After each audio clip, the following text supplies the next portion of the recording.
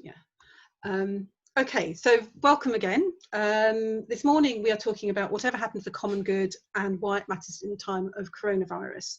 And the impetus for this conversation came from this book, Reclaiming the Common Good, which was published by DLT 3 years ago, and which I edited.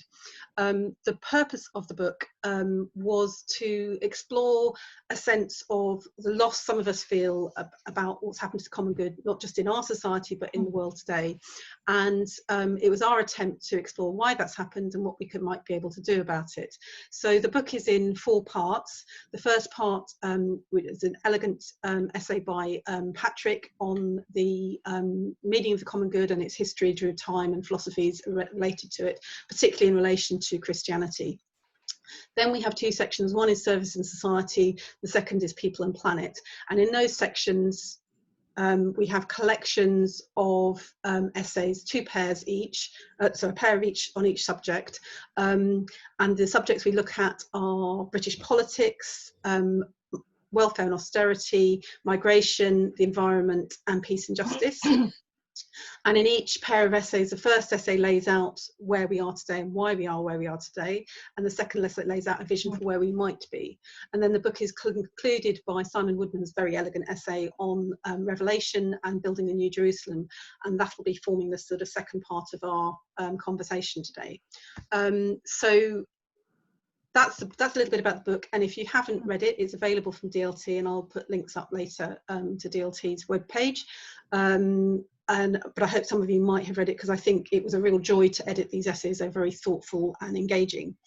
So now I'm going to just introduce you briefly to myself and the panel. My name is Virginia Moffatt. I'm a writer and author, and I live in Oxford. I spent 30 odd years working with people with learning disabilities in the public and non-profit sectors, and I'm afraid austerity did for me, and I left in 2014. And after that I went and worked at Ecclesia think tank for a couple of years. I then worked in a GP surgery. More recently I've worked in a multi-academy company, and I now work for a campaign group called People and Planet. Our first speaker is Dr. Patrick Riordan, SJ, who also lives in Oxford, just down the road from me at Campion Hall. Patrick is a teacher of philosophy, and I believe are you teaching at Campion Hall these days? Yes, supervising some research students. Yes, lovely. And Patrick used to work at Heathrow College, and before that has worked at the Milton Institute of Theology and Philosophy, as well as working in Dublin in the Philippines. And we're really pleased to have him as part of our collection and on this call, because he's a bit of an expert on the common good. And his latest book on the common good was called Recovering Common Goods, which was published by Veritas in 2017. Henrietta Cullinan is a London-based peace activist and writer. She studied architecture and philosophy before raising a family and teaching adult literacy and English. She's a member of the London Catholic Workers Community, and she's also a member of the executive of Pax Christi UK. Henrietta's a very active peace activist, and in 2016, I think it was, Henrietta went to Kabul, Afghanistan, as part of a delegation of Voices for Creating Non-Violence. Ellen Teague is also a writer and London-based journalist. She writes on justice, peace and ecology issues. She's a member of the JPIC team of the Columbian Missionary Society in Britain, and edits their newsletter Vocation for Justice. As well as writing for several Catholic journals and newspapers, she has produced several Christian study programmes, such as Paint the Church Green and the Columban study programme on Laudato Si. And Ellen's a bit of an expert on Laudato Si, so we're very pleased to have you on the call. And last but not least, we have the Reverend Vaughan Jones, who is an ordained minister based at the Union Chapel, London. And Vaughan is a Congregationalist, and the Union Chapel has an active congregation, but it's also a major music venue and project for people experiencing homelessness, and it's often the root of a lot of great political debate in London. It's a wonderful place. Vaughan is the founder of Praxis, a voluntary organisation working with refugees, asylum seekers and vulnerable migrants, and that's had Praxis is a very well respected organisation that has an awful lot to say about refugees. So as you can see, we've got a great panel for you, and what we're going to kick off with is, Patrick, if you wouldn't mind, could you just outline for us what this idea of common good is and where it comes from and why it matters? Thank you. Well, good morning, and thank you for that introduction. I hope I'll be able to deliver on that task you've just given me. One of the difficulties with speaking about common good and the common goods is that it's very hard to pin down exactly what people are talking about. So when I'm in my research, reading books and articles on common good, I find also recently Jonathan Sachs in his book come out now on morality, he often refers to common good. It's in the subtitle, but he never says what it is. And it's because we take for granted that we know what we're talking about when we talk about the common good. Aristotle said, whenever people act, they act for some good. So people cooperating have some good in common. They have a common good, and cooperation takes many different forms. We now are all cooperating together in this amazing technology. We're cooperating for the sake of some goods. Well, now it'll take a long time to specify what those goods are.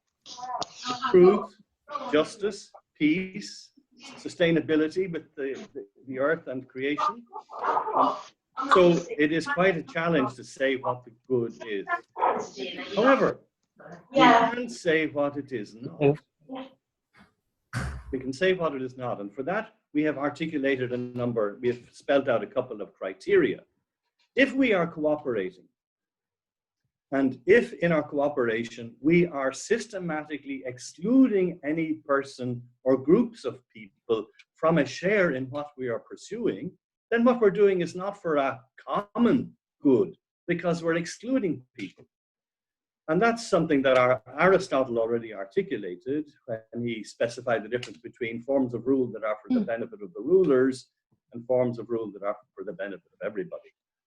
And another criterion that we can articulate about common goods is that if we are systematically excluding some dimension of the human good, we are failing to realize and pursue the human common good, because we're neglecting some real important aspect of what contributes to people's flourishing.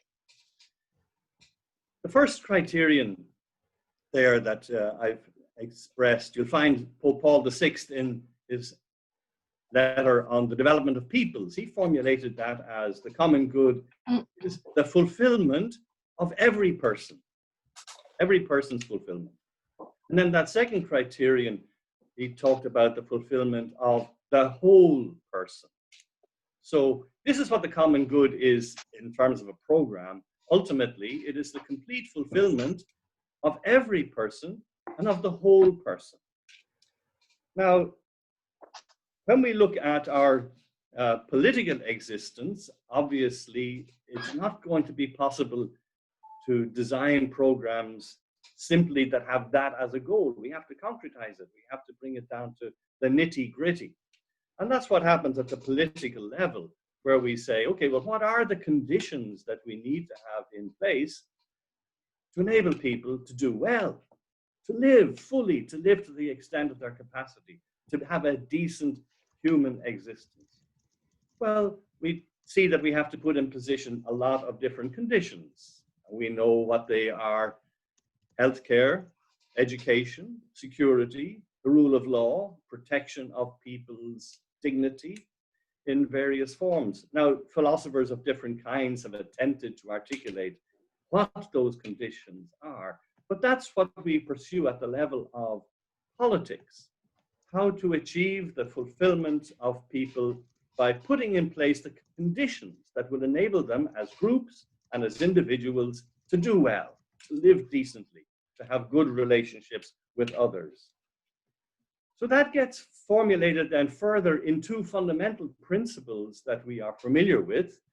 We use the word solidarity to express that first principle, the principle that no one be systematically excluded, no group be systematically excluded from a share in the goods that we pursue together. And so on applying the principle of solidarity, we formulate that in different ways. One is the familiar slogan, the preferential option for the poor, the preferential option for those who are most in danger of being excluded.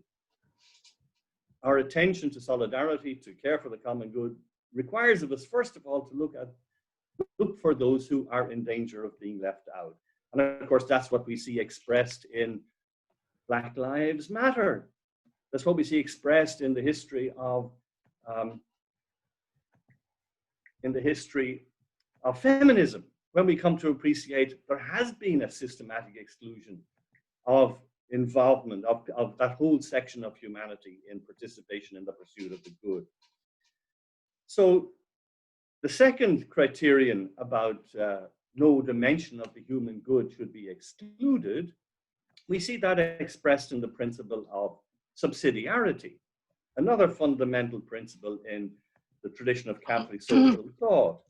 No element of the human good should be neglected. With subsidiarity, what we're concerned about is that people should not just be cared for in a paternalistic way. It shouldn't be the case that the government, the state, the church decides for people what is for their good and then tries to make it happen for them. People themselves must be involved in determining what are the solutions to their own problems. They must be facilitated to be independent, autonomous, not just dependent on do-gooders who are going to care for them and provide for them. So subsidiarity is a fundamental principle for the common good, that people are not simply recipients of care, but they are active agents in their own well-being. And Benedict XVI, in his letter Caritas in Veritate, Love in Truth, insisted on the importance of keeping these two principles together for the common good, namely solidarity, no one to be excluded, but subsidiarity, that in their inclusion, that they have the possibility of being empowered to pursue their own good. So that's a brief, sorry.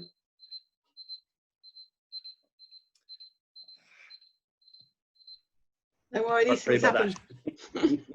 That's a brief overview of the language of the common good. So just one final point about that. There is a question that arises: is there ultimately a good in common? Is there some good that we as humankind, as humanity, share? And as Christians, we answered that very definitely by saying God is our common good ultimately, and the possibility of life in God, with God, in the resurrection. As Paul says in his letter to the Corinthians, that we might see the glory of God in the face of Christ. That is ultimately our common good, what will be talked about under the heading of, the vision of the New Jerusalem this afternoon. But of course, we know that with our fellow citizens, with many of our fellow citizens and fellow occupants of this planet, we don't expect that they will be able to formulate that notion of the good in those terms. They don't share the faith. So they will have other ways of speaking about the good in common. So in the Second Vatican Council, the Church gathered together, said we must work together with those of a different faith, a different culture, a different background, to try and put in place the conditions that will enable us to achieve and work towards human fulfillment for individuals and for groups. And we will be able possibly to find agreement on what is required in securing human rights, securing the basis of life and having a sustainable economy, care for the planet, the securing of the rule of law, of an education and economy, and a healthcare system, above all, relevant today, that will be a means and a condition common to all. So at the level of politics, that's where we can work together for common goods. So that's a little overview then of that whole field that is very complex of goods in common. Thank you. Thank you very much, Patrick. That was a really helpful introduction to our topic. So what I'm going to do now is I'm going to go from speaker to speaker and take it in turns to ask them a question. And our first question of the morning is, what do we think has happened to the common good and why has it been lost? So if I could go to you first, Henrietta, if that's all right, if you could unmute your microphone and give us your answer to that question. Thank you. Hi, thanks. Lovely to see everybody. I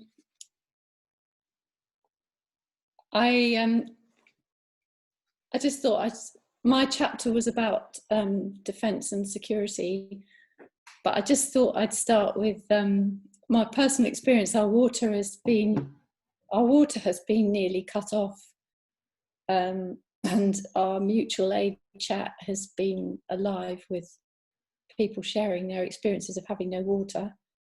And I was, so what has happened to the common good and why has it been lost? I sort of wonder, there's bits of places where it seems to be bubbling up, particularly in the mutual aid groups, and people have decided to start watering the trees outside in the streets because the council can't do it anymore.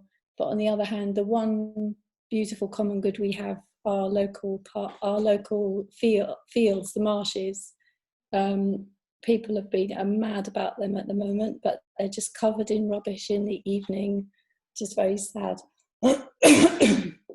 So the water kind of took me onto my experience in Afghanistan, and I've been doing quite a bit of research about Afghanistan since I went in 2014 and 2016, being a conflict zone. And in conflict, as we know, the people who are likely, it's always going to be a common bad, isn't it? And the people who lose out are going to be women mainly, and children. And one of the topics that I've been looking at was, apart from water in Afghanistan, there's huge rivers coming down from the mountains, but because of the conflict, they've been allowed to just run into the neighbouring countries. And because of the lack of destruction of civil society, it's going to be it's very hard for them to take back sort of water rights from the neighbouring countries like Iran, who've been used to using them to irrigate their crops. And the other thing, which was with the American troops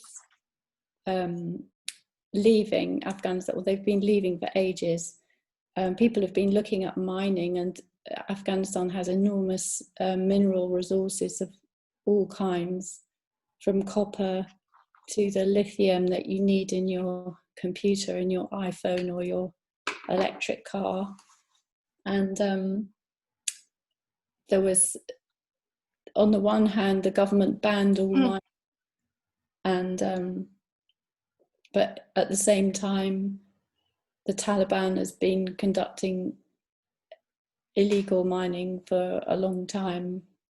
There's a lot of corruption, but even in the multinational corporations that are interested in mining, there's been corruption and huge conflicts of interest, and which are likely not to benefit anybody.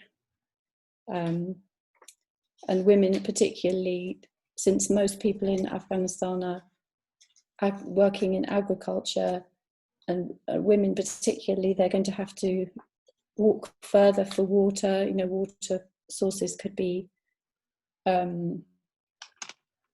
polluted by mining, and also the big companies will bring in their private security firms to guard the mines, which would also cause more violence. But luckily, because all these things have been found to be corrupt, none of these contracts have actually started yet. So that's one thing that I've been looking at. Have I got time to say one more thing? Yes, if you could just focus on why it matters at the time of coronavirus, what this issue of common good and why it matters at this time. Okay, moving on to the next question. No, that's the first question still. Oh, right. Okay. Sorry, no, so why has it been lost? Sorry, no, you're right, it is the first question. So why has it been lost? So I think in the case of Afghanistan and the mining, it's definitely that the multinational corporations are trying to impose a system of global capitalism on a country so that they can use its resources. Thank you. That's really helpful and an interesting insight into a country that you've actually been to. If I could move to you, Vaughan, and answering the same question, I sort of muddled myself there. It is what has happened to the common good and why has it been lost?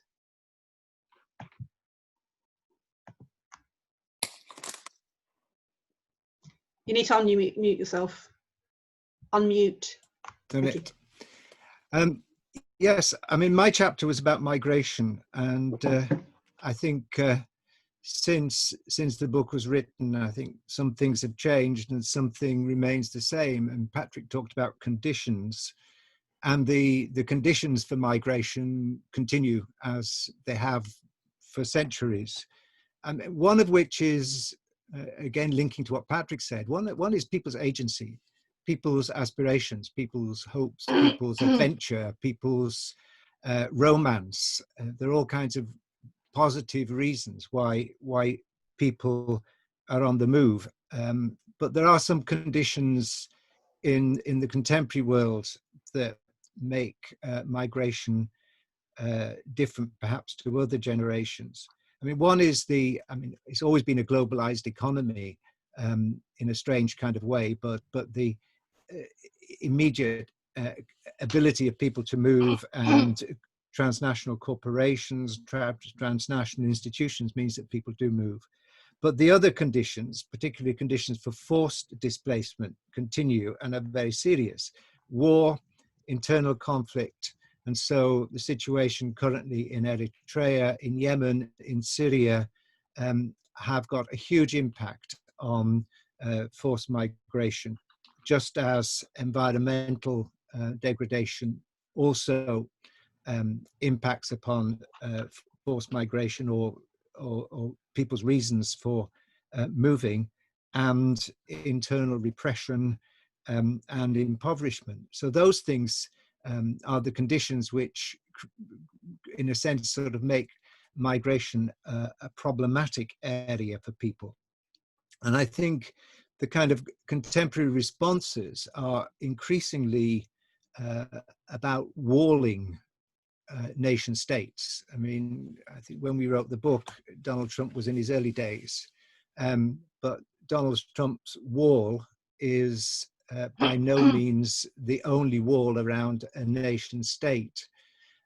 There's a wall, India had built walls, keeping out people from Myanmar and from Bangladesh, and the Mediterranean, at the moment serves as a wall.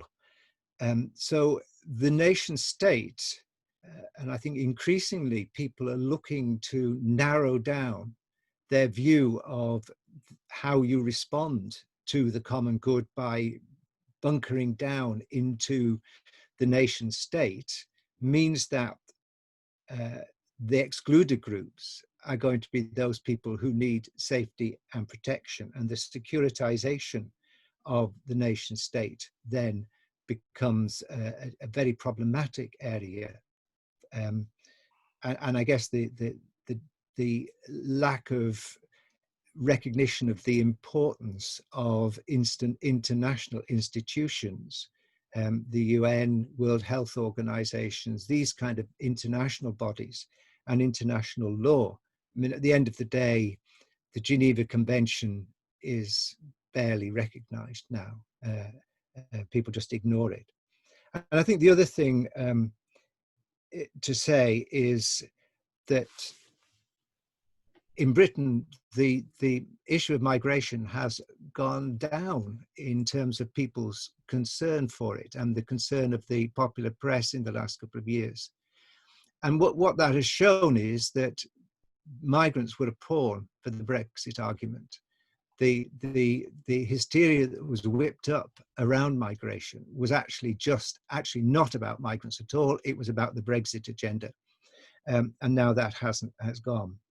But the hostile environment has gone on under the radar, and it surfaces with issues like the Windrush scandal, but it goes on, and it's kind of ironic that the Brexit argument has been won by the government, but now they face the problem of their hostile environment making it difficult for them to manage an economy which is ultimately dependent upon a fluid movement of people, and the ending of freedom of movement actually creates problems for the economy. So we see that the hostile environment is actually, although it seems to make sense within their narrow argument, actually is counterproductive for them. And we also see in the current situation how what were referred to as low-skilled and unwanted migrants actually become highly valued people in our society during, or this is the next question, coronavirus.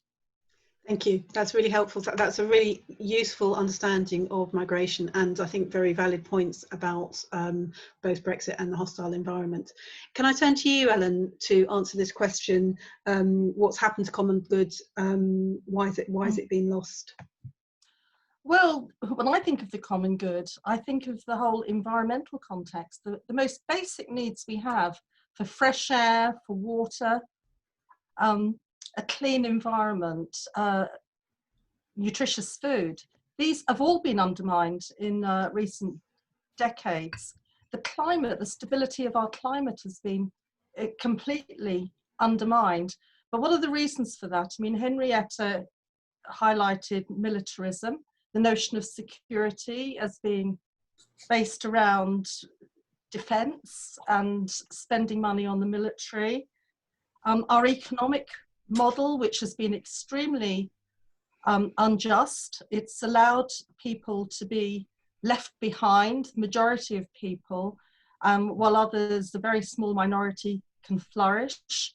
We've allowed a debt crisis to flourish, and unjust trade. I mean, just at the moment, the new US-UK trade agreement that's being planned will completely undermine environmental rules that have been in place to protect the quality of our food, and a campaign is building up around that.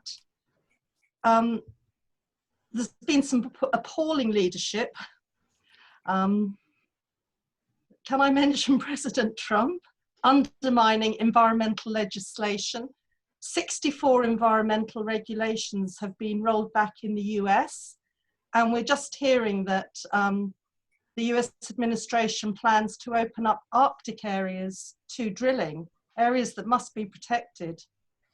But a very massive issue is climate change. And I'm still feeling most people don't realize it's a crisis. The virus is a crisis. It was recognized, you know, it sometimes seems a bit slowly, but within weeks there was lockdown, traffic came off the roads, planes came out of the sky. But climate change, climate crisis as we call it now, is a slow burner thing, especially for us in the richer part of the world. But I've Colombian colleagues in Pakistan who are coping with 40 degrees of heat in the summer and higher than that. I mean, one of them, I was in a Zoom call and he had to sit in his car where there was air conditioning. It was just impossible to even stand outside. And, you know, poor people, you know, they're looking for trees to sit under, you know, they haven't really got much else, certainly no air conditioning. So, you know, we've lost, well, a valuing of the environment. That's the basic thing. And, you know, we have some responsibility in our churches. I mean, I was brought up to think of, you know, when I was at school, that we were focused on heaven, that this was, our world was really a vale of tears. And yet now we're developing an appreciation of our very basic needs, you know, for fresh air, water, and so on, that we've taken for granted for far too long. So, you know, we've lost a great deal in recent decades. I mean, food security would be another one.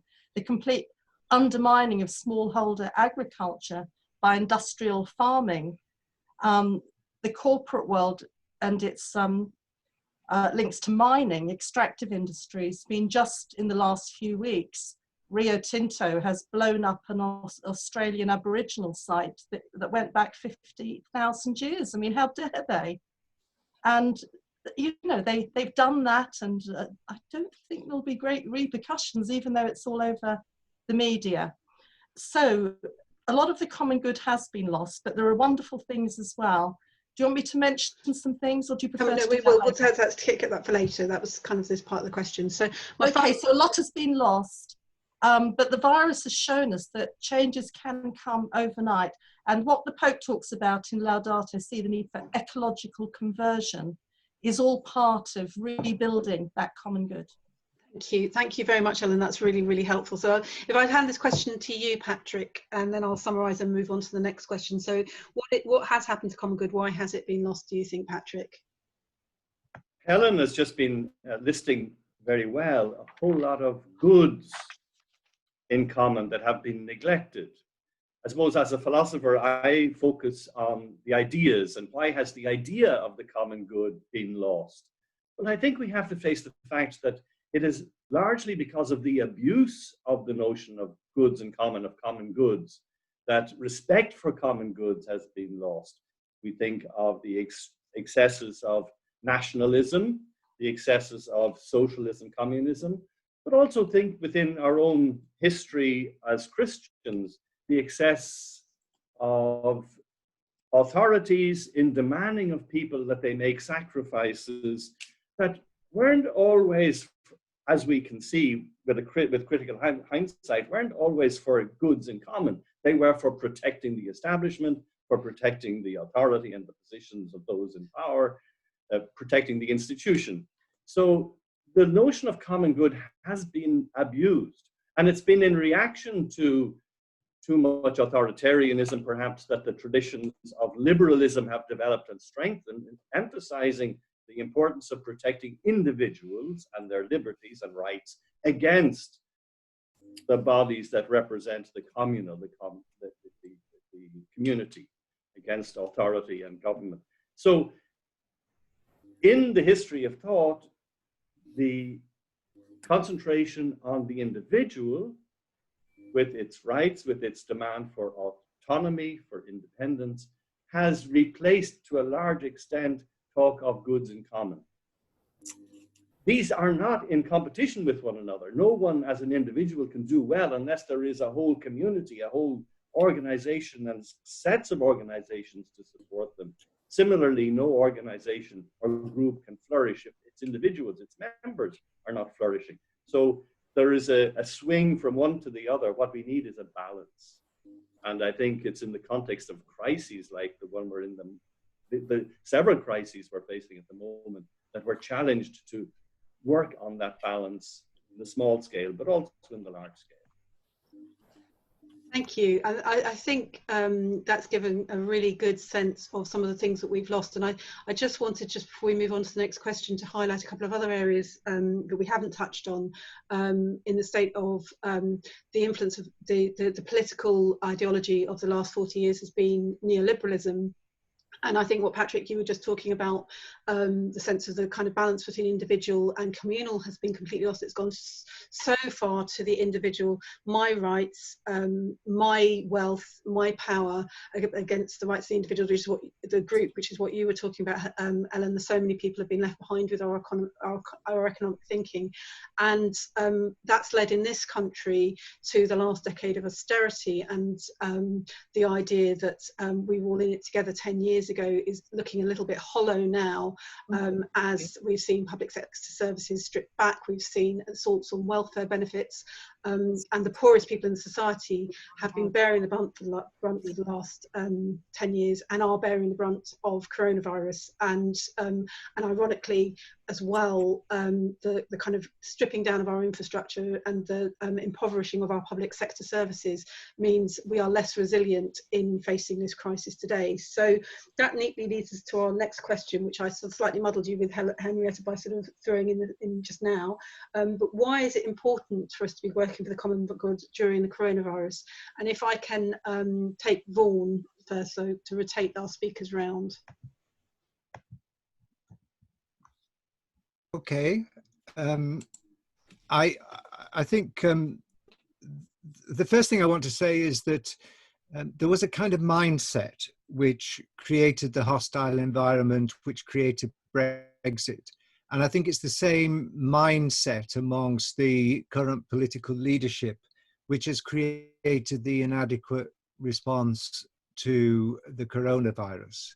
So in a way, we're all suffering from that kind of insular view, that libertarian view that we don't need to care about the whole, but what we do need to do is to protect the interests of finance and money, and an accountability by political leadership, not to the people of the country who elect them, but to this transnational financial corporate kind of world, including organized criminality in certain cases.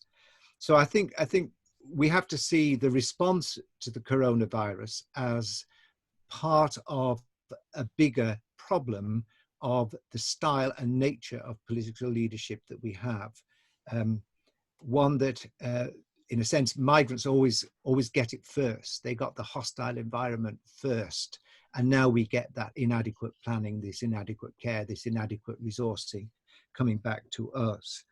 I think the next thing I want to say is that the minority ethnic communities, for want of a better word, BAME communities, have been severely disadvantaged and have experienced a greater loss of life, both those people in the medical profession and beyond.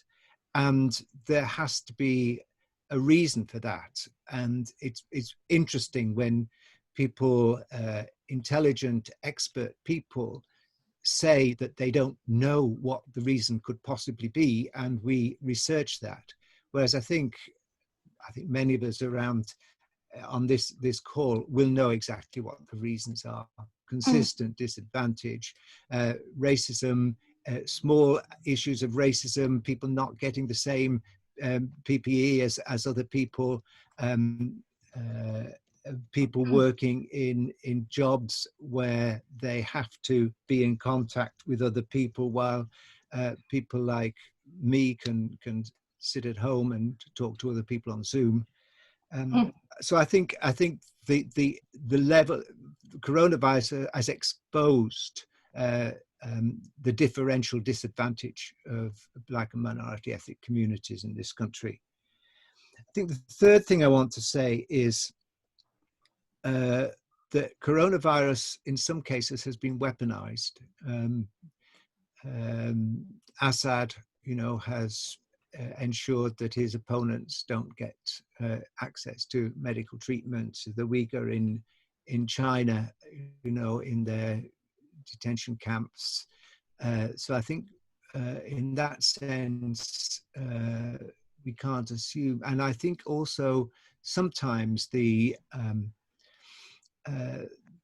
dispassionate view of some politicians like Donald Trump, that they and others, that the economy comes first above people's health and well-being, and they use spurious arguments to protect that. So I think coronavirus has also been used by some people for bad rather than the common good, whilst recognizing, as I think people have been doing, is that the enormous contribution and seeing the contribution that people have been making day by day to the common good has been acknowledged and recognized, and people who've been working hard for our common good unrecognized have actually been recognized in this time.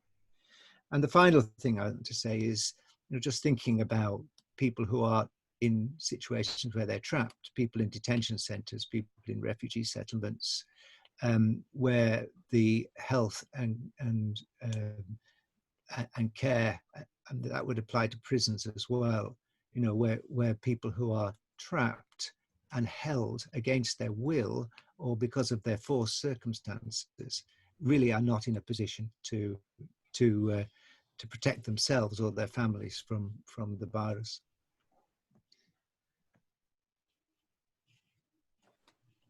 Thank you, Vaughan. That was a really helpful thought about coronavirus at this time and why the common good matters. Can I hand over to you, Henrietta, to give us your thoughts on this question? Yes, thanks. So At the beginning of the lockdown, there was a global, I've just made myself some muffins. a UN call for a global ceasefire, and it's seen by many people as a chance for disarmament. Give yourself some protein.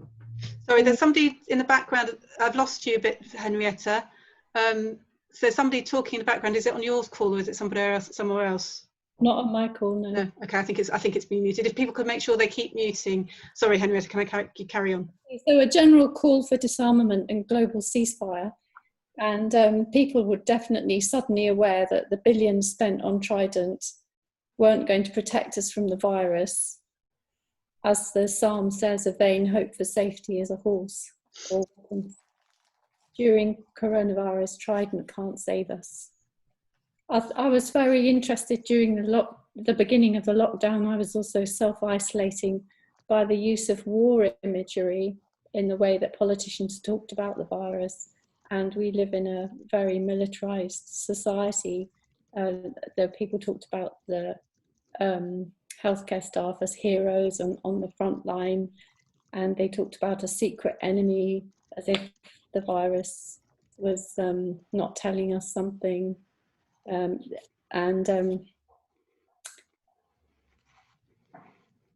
think this imagery, maybe it's just a metaphor, but it sort of shows some really uncomfortable truths. Like, for instance, then is the cannon fodder, or what the military were also brought in to do certain jobs, and we know about the many lives lost in terms of military imagery. Is really horrendous that our government hasn't been looking after them. Also a war on abstract things, as we know, is like the war on terror, particularly ineffectual. So it's produced the war on terror produced a security culture that was hard to stop, where people are benefiting from the war on terror, and it's not in their interests to stop it. Similarly, what Vaughan was saying about people weaponizing the coronavirus. I think we need to listen to, there's been quite a lot of stories and articles about reminding us of the HIV, the time of HIV. HIV, people haven't found a cure, but people have had to learn to live with it and adapt their lives in response. So it's become domesticated, I think is the word they use, I guess. So a metaphor that would be better for the coronavirus is domestication rather than war imageries. I got very interested in the arms trade because it's the one thing that we can campaign against. So arms trade has been carrying on during coronavirus. There's been a massive, multi-million dollar deal between Canada and Saudi Arabia. And countries that are calling for a global ceasefire are meanwhile carrying on with their arms deals. But really hopeful the way that arms companies have been requested by the government to make ventilators. I mean, this is, which was something, in the past, things like the Lucas plan had all along been wanting, that their engineering skills could be turned to making something useful. I've been hearing from my friends in Afghanistan, so the things that they're mainly worried about is starvation. Many people in Afghanistan work from day to day. They're day labourers, so to get food, they have to go out to work and to get money to eat. And many people believe that they will die of starvation before the coronavirus. I mean, at present, Afghanistan's quite a long way behind us. They have maybe 17,000 cases recorded. But the lockdown is causing great difficulties, particularly with food.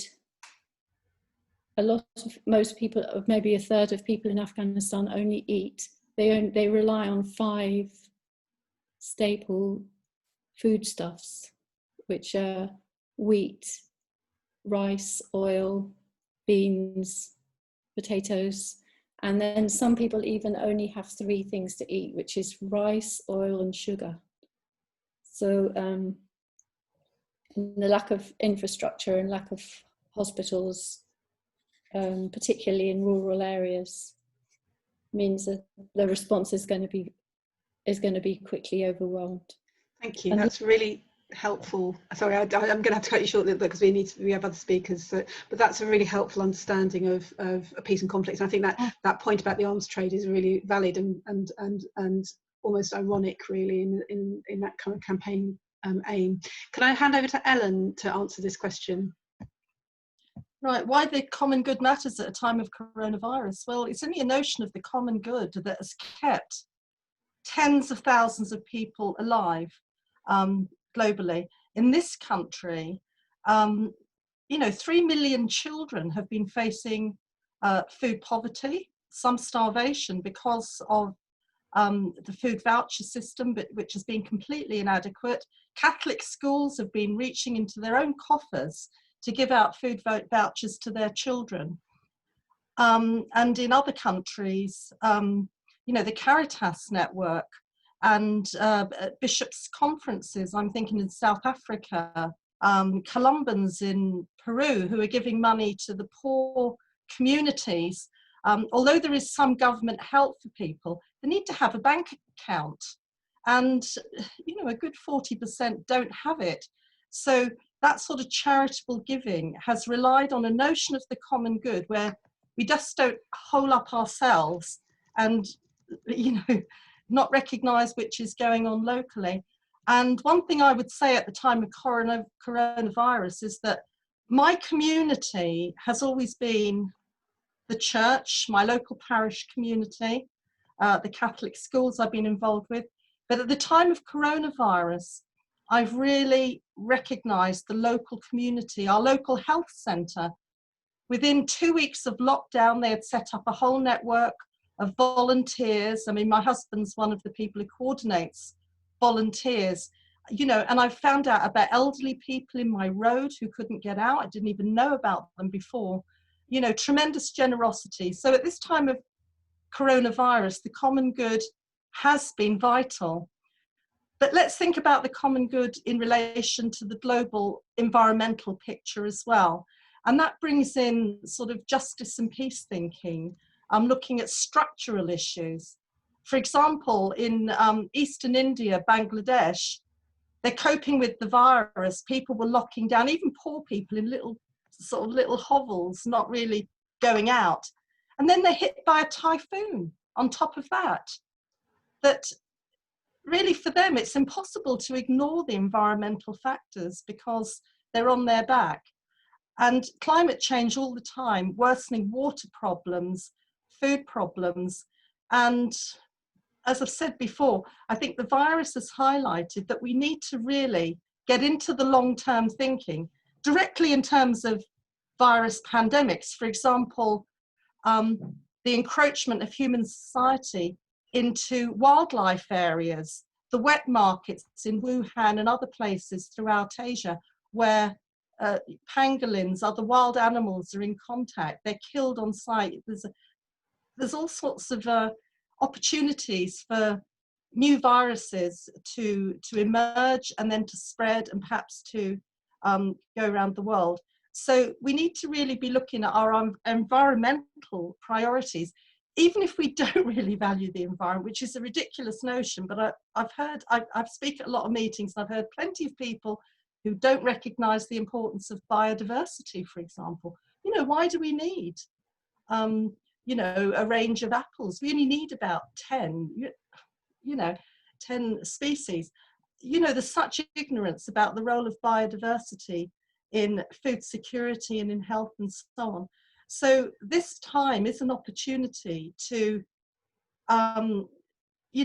realise that the massive long-term issues involved, that we're actually not a very secure society. We've had to lock down very quickly, and other, reasons can cause that as well. And I'm all with Henrietta on highlighting the peace. I mean, we had a wonderful. Can I wrap you up? Sorry, can I wrap you up? Yeah, sorry, I'm going to be a bit brutal and I'll move on to Patrick. So Patrick has a word and then we can get to the next question. Thank you. But that's really, really helpful explanation of that and some of the good stuff that's happening as well. Patrick.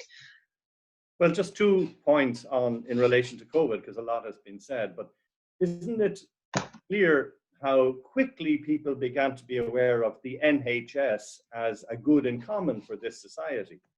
So protect the NHS became one of the slogans.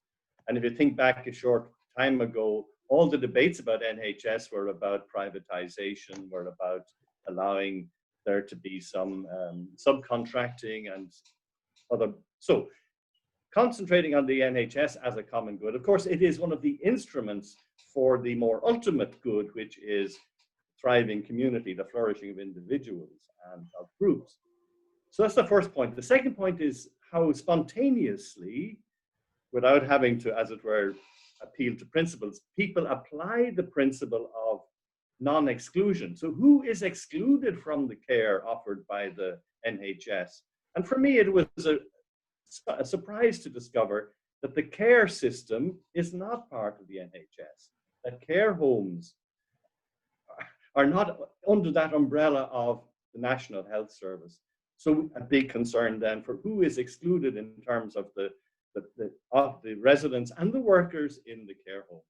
And then many other characters. Vaughan has mentioned people who are confined in detention centres and prisons.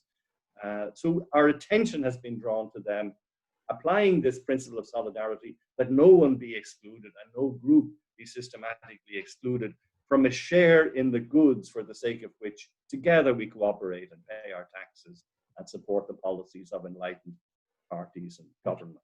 So, thank you. Thank you. I think those are really, really helpful. And just to kind of conclude, I think you picked up on kind of an area that's specialist to me. It was no surprise to me, because of somebody working in the public sector, that point you last made, Patrick, about social care.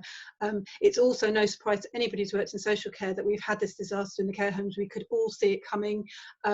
We knew that it's a feature of the fact that the NHS has been forced to discharge people into care homes to freeze up beds. This whole phrase bread blocking is behind this care home crisis we've seen.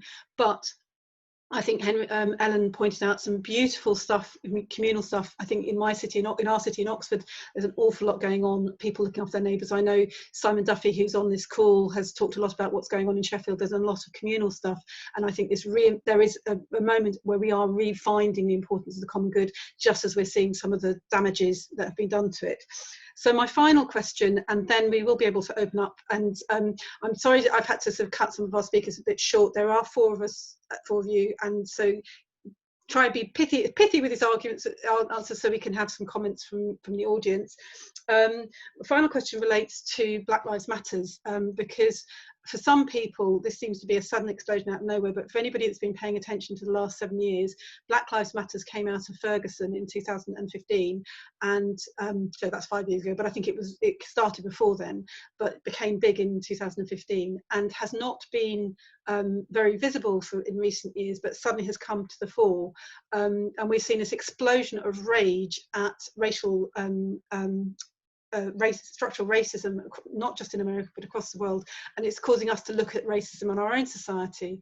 And one of the linking things with coronavirus is, of course, that people from Black, Asian, minority ethnic communities are much more likely to become victim to coronavirus, and that's not necessarily because of their kind of genetics, but it's much more likely to be because of structural racism in society. That means they live in more crowded environments, that they're working in more risky services, that they're forced to use public transport, all places where they're much more likely to be at risk of coronavirus. So my last question is, how do we think structural racism has impinged on some of the issues we've talked about, and what's our Christian responsibility to do how to respond to those? So if I can go to Ellen for that first answer. Right.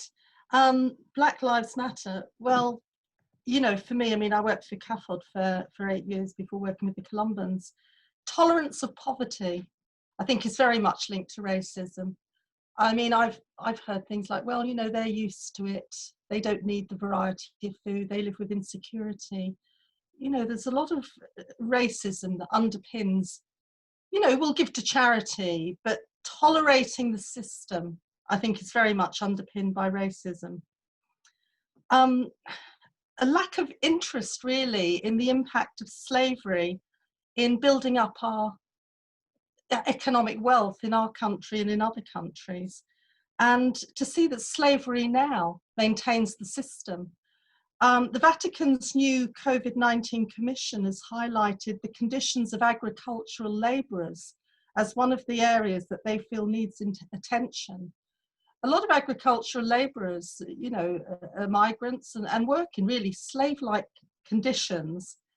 And yet we're quite happy to get, you know, our lettuces and tomatoes at our supermarket without really thinking about the workers behind those. In terms of Christian responses to Black Lives Matter, in terms of the environment, I would be pushing the season of creation, the new climate Sunday, and to say that really nobody should be left behind in terms of having a healthy environment for their families, for their communities, for their countries. You know, people in Yemen, they deserve the same dignity as people in Britain. And, you know, racism has been part of that denial of the common good to everybody. And climate action is something I think that we can all come together to build the common good again. Thank you. That was really, really great, Ellen. And if I go over to you, Patrick, to answer this question. Thank you. I really don't have much to add. I mean, it's very clear that this is a challenge for the whole of humankind, isn't it?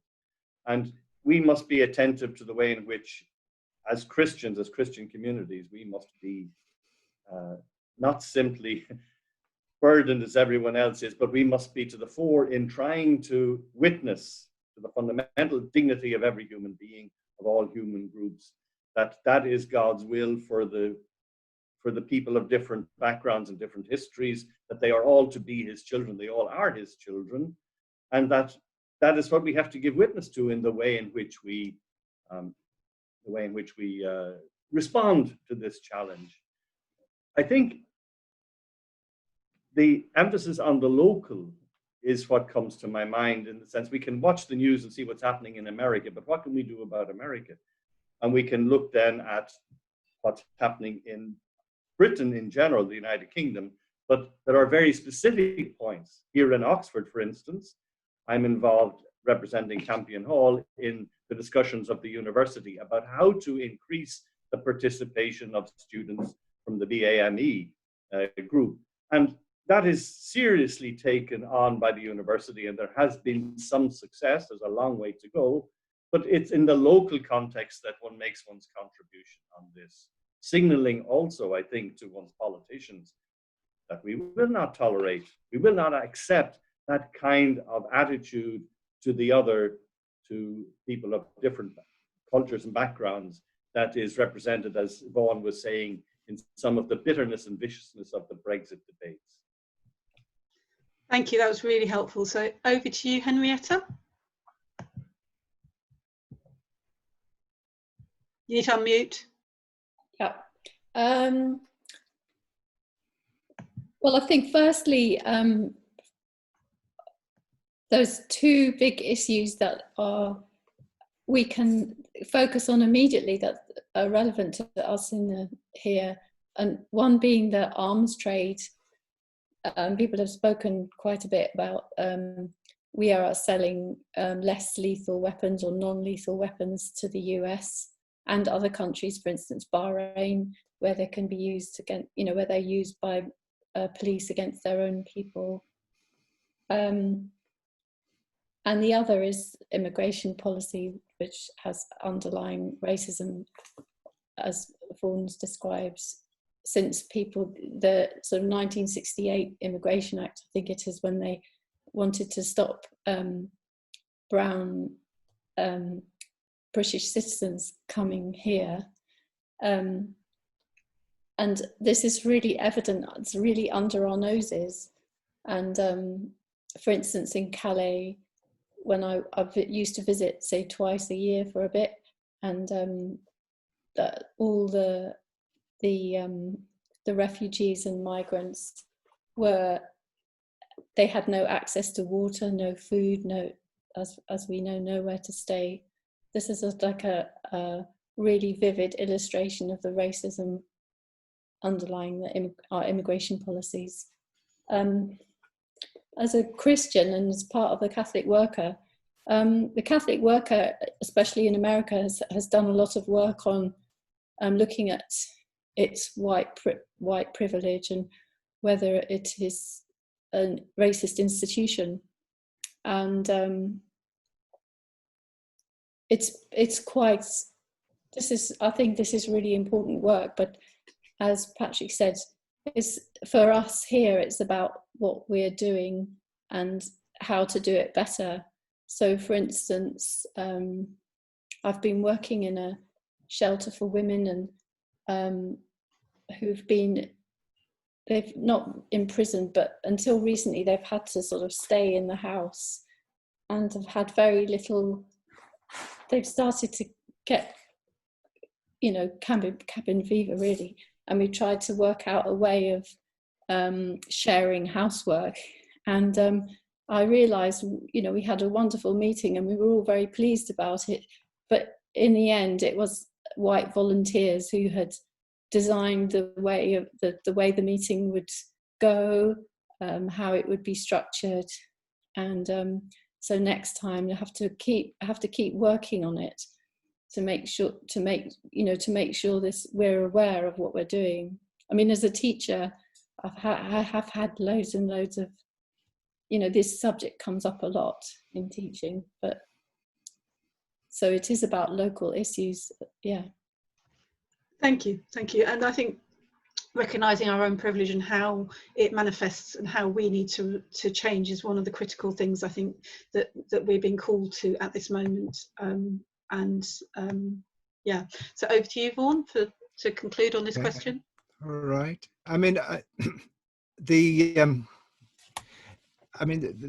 recent explosion began with that horrific video of George Floyd's murder, which was so dramatic and so horrific to see that it clearly created this huge response. And that of itself is something that is very positive. I mean, it goes to the solidarity that people feel there is an empathy. And I think, and it does highlight something which is absolutely true in terms of the structural nature of racism in the society, and in particular institutions like the police in the United States. The response has been, first of all, was to say, well, that is an issue over there. It is a problem for the United States and not for us, which is absolutely not true. And the second has been because of the pulling down of the statue in Bristol, is to say, well, this is actually about a legacy of colonialism, a legacy of slavery. And what we have to do is just pull down a whole load of statues, throw them in the river, and then we've dealt with this kind of issue. As if slavery doesn't exist today, as if people were not being thrown overboard from boats into the Mediterranean and into the Indian Ocean as we speak, as if those things were not happening, and they are. So what we're talking about is a contemporary reality which we're trying to project back onto history and say it's all the fault of history. I think it was Omar Khan who says we can't be responsible for what our former generations did. But what we can't do is use their games. So if they gain this position, which countries like the United Kingdom have done, gain this position, we're using it on a false, based on criminal acts. And that requires a very different responsibility, a very different kind of society in terms of how those resources are given back and how those resources are shared. And that becomes a very complicated question. And I think for Christians, what have we built the Western Church on? What are the roots of the Western Church since, the end of the Middle Ages and in the modern era? And they are rooted in that colonial history. And we have a colonial mindset in our churches. And we have apartheid in the churches in London. You know, on a Sunday morning, white people go to church. On a Sunday afternoon, black people go to church. And there is a real divide about who has the resources. White people meeting in beautiful churches, black people meeting in school halls and community centres and so on. So we have got to really, really knuckle down and ask ourselves, what is this thing we call Christianity? How much of this Christianity is another expression of white privilege? And how much is our Christianity going to be the spirituality and the Christianity of the Reformation that is taking place in Africa, Latin America, and Asia? And how much is our Western Christianity going to be informed by what is taking place in the rest of the world? I mean, if Black Lives Matter, then we have to listen to Black lives living the faith as they are living the faith in a way that we are not.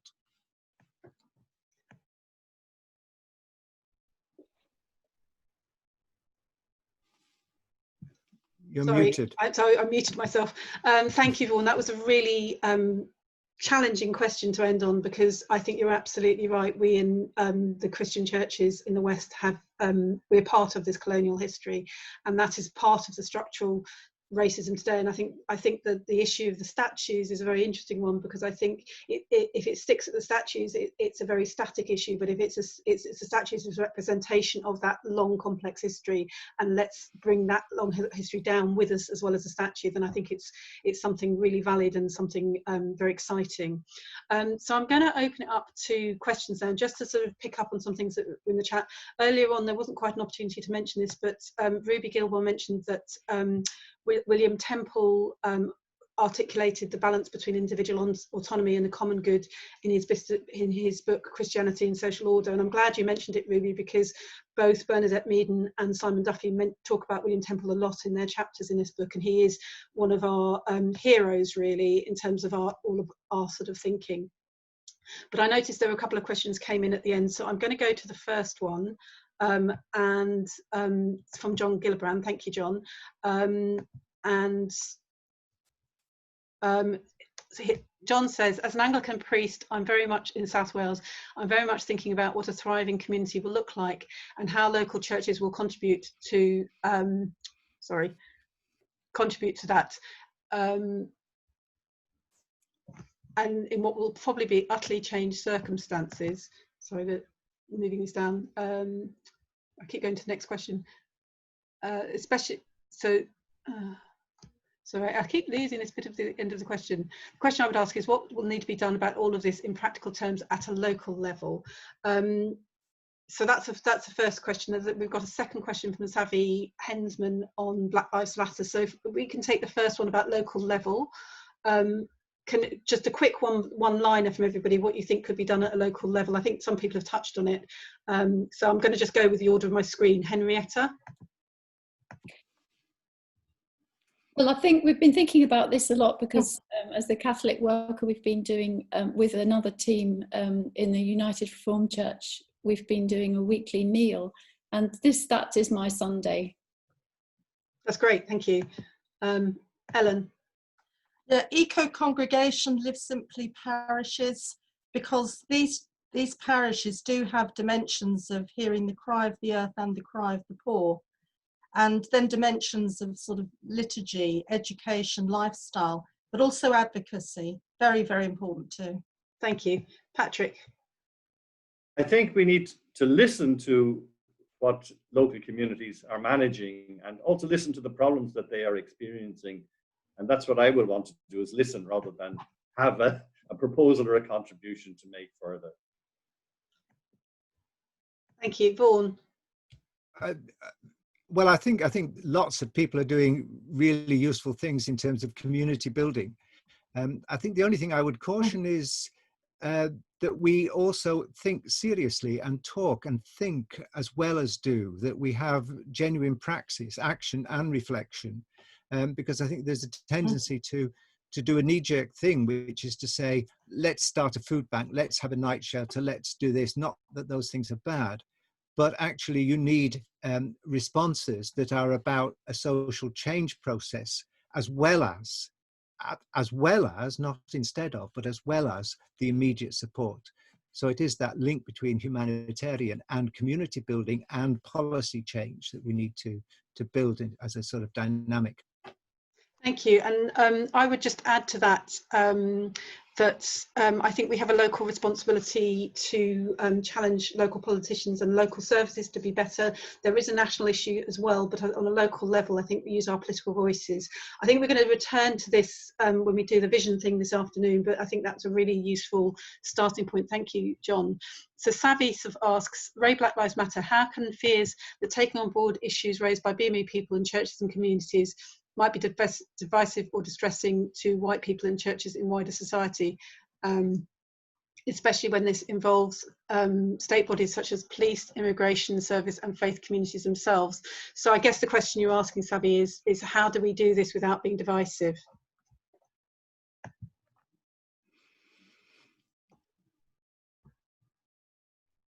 Sorry, I should ask, go to Ellen.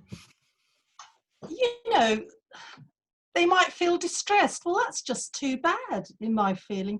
We're far too comfortable in our churches.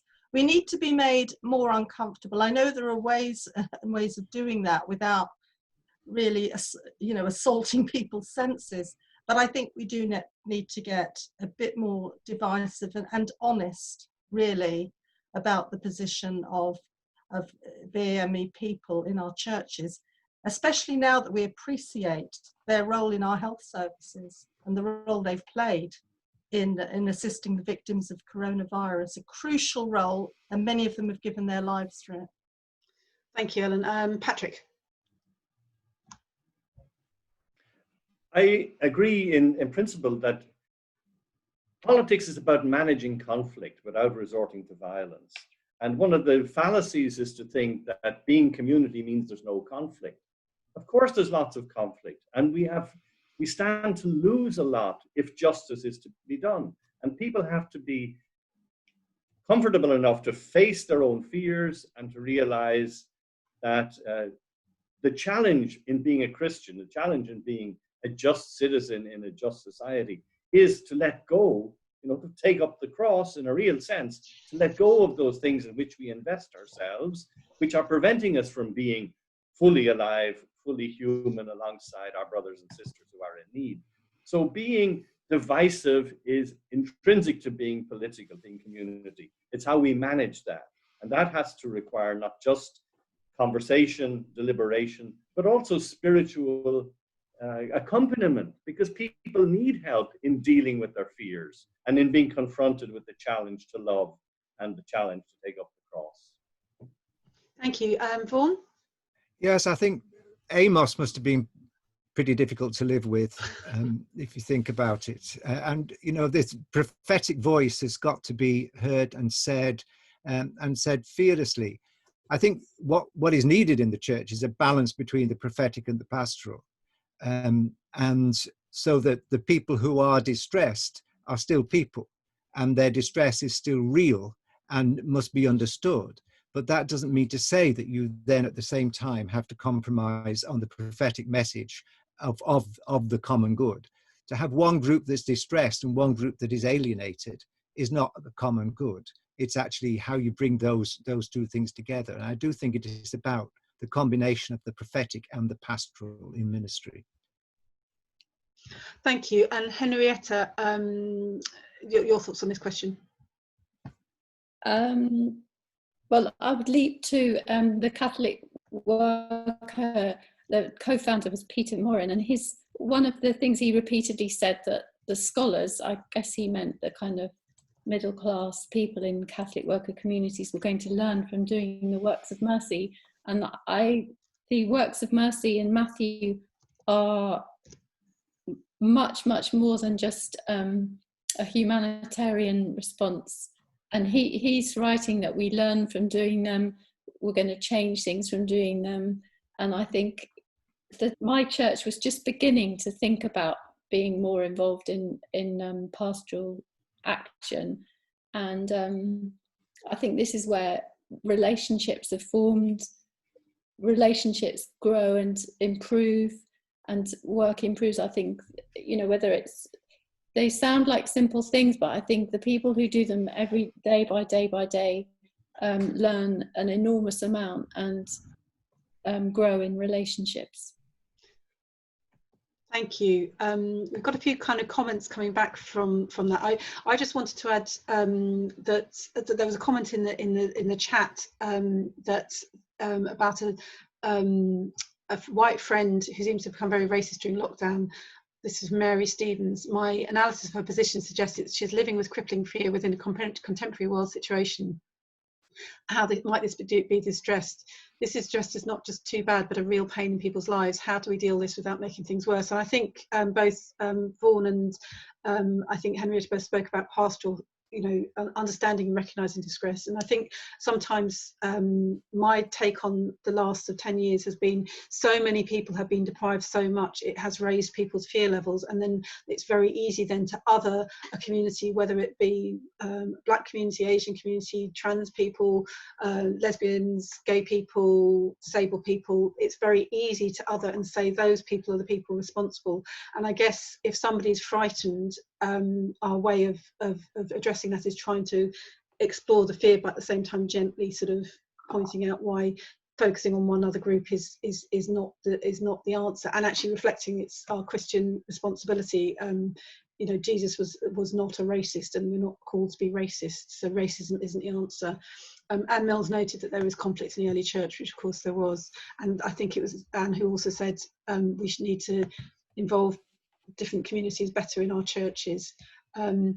Eilish says, as a Catholic, there are about 7 different races attending our church. We worship together and value spirituality. You can't force people not to be racist. You have to change the heart, and I would agree with that. Ruby says, with divisive political events such as Brexit, where the will of a certain part of the country is imposed on a different part of the country, do you think that greater regionalism, devolution going forward will ultimately contribute to a greater sense of the common good? That's a very interesting question, and I'm sure it will come up this afternoon as well. Patrick. Well, thank you. That's a question for me indeed, because it is a major concern of mine that what we understand as democracy is changing, and has already changed in some of the communities, some of the states that we're familiar with. Having a vote and having a majority take a decision is a way of handling conflict. It's not a way of getting the right decision. It's not a way of finding the truth. And those who, shall we say, whose policies win in an election or in a referendum, they have an obligation to continue to care for the good of all, the common good. Unfortunately, the way politics has evolved in democratic systems is that now the winner is seen to take all. The winner takes all. And part of the conflict that is constructed, we see it in the United States in particular, with the polarization of 2 big parties. Within Congress, the House of Representatives and the Senate, the willingness that used to be there to work together on getting bills through that had to deal with issues that were of relevance to the whole country, providing infrastructure, providing care, healthcare, etc. All of that has become polarized, so that policies are not about caring for people on the ground. They're about the party winning or losing. And the winner takes all has become a standard structure of people's minds in politics. And as citizens within democracies, we have to push against that and put pressure on our politicians to collaborate, to compromise, to do deals, so that it's not just the winners who take all, but those who have been on the losing side are also cared for, and that their concerns are not completely neglected. And that is a big issue for our civil political communities around the world, those that claim to be democratic.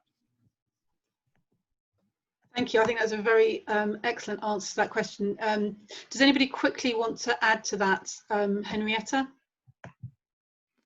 I just wanted to quickly say before, when I saw this question originally, I thought our original question about structural racism was that it seems to be begging and calling for a sort of reflective practice gathering. It's quite difficult to answer always as an individual. And in terms of this question, I live in Hackney, where we voted. I think we were one of the boroughs that voted overwhelmingly to remain, and people were. I think it's just a terrible. I suppose it's just an illustration of a divide, and that there's a winner takes all situation. Thank you, Vaughan. I just, there's a couple of comments there. The first one about the church there, where there are 7 different races attending our church. That is a comment there is really important, because I talked about the apartheid of churches, which is, I think, broadly in general terms is true, but at the same time there are some really exciting things that take place in churches where there is a diverse congregation, and there's a lot of learning, informal learning taking place between people, and actually over a period of time people do shift. And so I think if churches are church communities are creative spaces where that openness can take place, then they are making an incredible contribution to the wider society. And the second point about the devolution and the regionalism, I think this government has difficulties with devolution and are trying to centralize, and I think that is part of the problem that we've got. But I would say that pushing down, devolving as much as possible to local level, to local decision making, is really crucial. But at the same time, there are some issues which cannot be dealt with either by local regions or the nation state, that have to be dealt with at an international level. So it's a two-pronged approach, really. First of all, you have to strengthen international institutions and law, and at the same time devolve as much decision making as you possibly can. They're not contradictory. Thank you, and I'm going to go to Ellen for final comment on this, and then I want to pick up something that Simon Duffy's put in the section, and then I want to begin to wrap up. So Ellen, did you want to? I completely agree with what Vaughan said. Yes, devolution to some extent, but there are national, global issues. I'm very aware during the coronavirus, for example, we were all locked down on Easter Sunday, and yet the HS2 people were tearing down woodland up in Coventry. We knew about it thanks to Anne Farr, who's on this call. The Amazon, the destruction has been greater than ever. So it's that old, comment, act locally, but think globally. Never forget the international global dimension, and certainly in terms of the environment, we are in it globally in terms of climate change, loss of biodiversity, and these issues. Thank you. Sorry, I switched faces before you'd finished. Sorry, Ellen, I didn't know.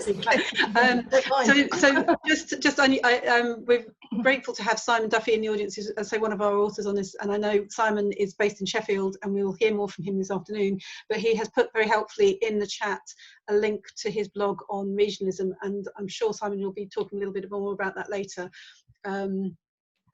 And there's a final comment from Mary Stevens. It seems to be important that the desire for the good of any one group does not become a displacement by which group people try to manage the overall chaos.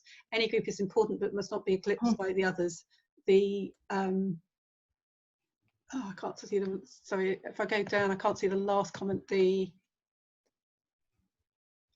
can't see that, sorry, I can't. The chaos remains, and focusing on one group while essential must also leave others in the fore. Thank you, Patrick. That's very helpful.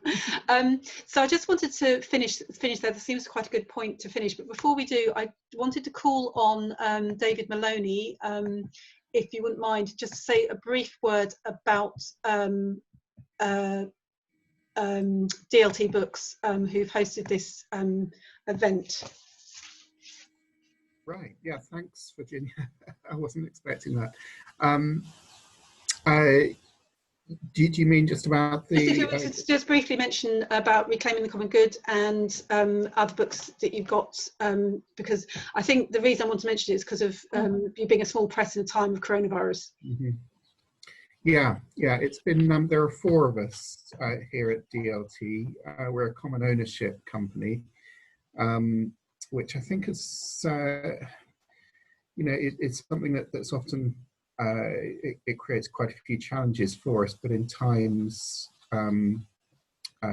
such as this, when things are quite tough, it can be an advantage as well. I suppose just on the theme of common goods, everybody working for the company, although there aren't that many of us now, we're all sort of pulling together for each other, and there's no sort of one person or group of shareholders at the top who are making decisions on behalf of other people. It's just sort of the company at the moment is finding it a little bit tough just because of the state of the economy and the book market, but so we're going through just a period of tightening our belts and keeping our costs low. But we're I think the fact that see Will here, my colleague, we're all just working very hard. And, okay. Well, maybe the reason I wanted to flag that up is because you are in that sort of economic difficulty. If I could just encourage people, if you buy one book this week, that if you maybe go, if you haven't got Reclaiming the Common Good, get Reclaiming the Common Good. But also, we've recently launched a Bible study series, how the Bible can help us understand. I've written one on approaching the end of life, Bernadette Meaden on illness, sickness and disability, which is very relevant. We've got one forthcoming on welcoming for refugees, and there's one out by Frank Cottrell Boyce on forgiveness, and they're all very good. And they're based around this wonderful version of the Bible, the revised New Jerusalem Bible. So please do go and have a look at the DLT Bookshop website afterwards, and you can support their work by buying ebooks and paperbacks. And please, if you're buying paperbacks, go directly to independent bookshops and not to Amazon, who's part of our problem. There's a couple of messages, and then I want to just finish. Savvy says, I think many of us have appreciated DLT's willingness to amplify the voices of people who are often marginalised and encourage deeper thinking on theology and society indeed. Yes, I will, Liz. I will send a link out to the bookshop so we can purchase directly in the email I'll send after this event. There's 2 more messages. Thank you. Thanks, Edgy. We are wrapping up, and thank you for everybody for coming. I just want to go quickly to the panel to say one last sentence about how the subject that we've had today. Henrietta. Thank you for covering so many different topics at whirlwind speed, and really value the comments on what the common good is. Ellen. Oh gosh, I was doing something else. Sorry. Thank you. You were sharing the list of publications. Thank you. That's right. It distracted me. We've got plenty of opportunities now. We need more green jobs. We need advocacy on climate. We don't want the carbon emissions to bounce back, which they seem to be doing, with more car travel and the big lobby by the aviation industry. So let's keep up the good work to protect the environment and the common good. Vaughan. Yeah, I mean, I think if Black Lives Matter is a Kairos moment, then we have to take full advantage of it, and make it a really deep analysis of what's going on and looking for the right change. And I think the other thing is that we focus quite rightly on the things that are going wrong. For me, the hope is the fact that we are talking about it. The hope is that we're looking for solutions, and they may not be easy to find, but the fact that we're looking is the important thing. Thank you. Sorry, I think I unspotlighted you there, so I need to go to Patrick to final comment from Patrick. Well, I echo what Vaughan said. I think whoever cooperates, whoever works together is working for a good in common. And what we're attempting to do with our discussion, with our publication, is just heighten the awareness of that which we have in common, which is already so much. But if we are developing the literacy and the awareness and the attentivity to it, we are going to make it even more possible, even more productive. And there is grace in that. Thank you very much, and thank you very much to all my fellow panelists and to all of you who came for your interesting questions and your paying attention. It's quite a lot to sit on a Zoom call for this much, so I hope it's been of value. We will be sending the video out afterwards and with as many links to things that the authors have been talking about. But I just wanted to finish with this quote from the Archbishop of Canterbury this week, because I think it really speaks to what we're doing in both these sessions. And it actually neatly came into two parts. The first part was, just because we're in the middle of a crisis, it doesn't mean we can't have a vision for the future where justice and righteousness are the keystones of our common life. And I think that really speaks to what we've been talking about this morning. And I think his second part of his quote talks about what we're going to do this afternoon, which is we can do it now in a way that we've never been able to. We must be brave and courageous in getting our vision for what our society will be. And I think that that is what we're going to talk about this afternoon. So if you are able to join us again at 3:30 for rebuilding the New Jerusalem, threats and opportunities arising from the pandemic, we would look forward to seeing you. And if you're not able to, we'll send you the video. Thank you for your time, everybody, and thank you for your contributions. Thank you. Thank you. Bye. Thank you. Bye-bye. Bye-bye. Bye.